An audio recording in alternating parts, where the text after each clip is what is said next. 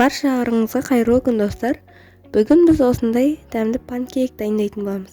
Панкейктің рецептісін астына описанияға қалдырып кетемін.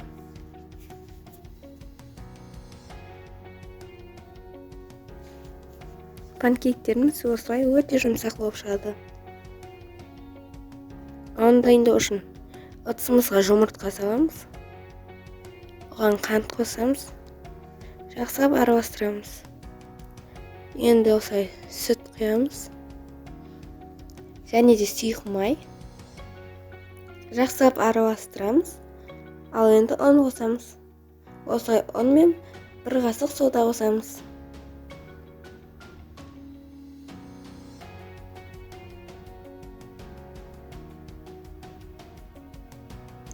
Жақсылап араластырамыз.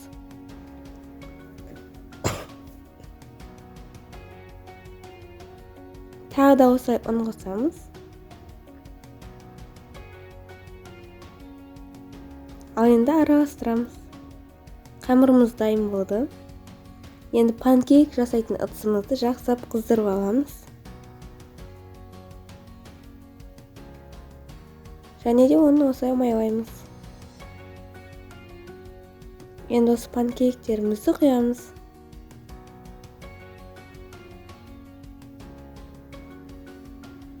Осылай беті көпірген кезде панкейктің асты пісті деген сөз.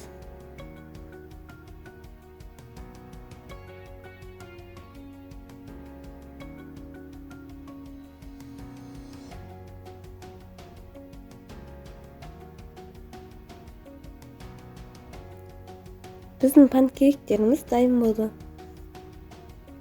Мінекей осылай өте жұмсақ болып шығады. Егер видео ұнаса, лайк басып коммент жазуды ұмытпаңыздар. Және каналыма тіркеліп қойыңыздар.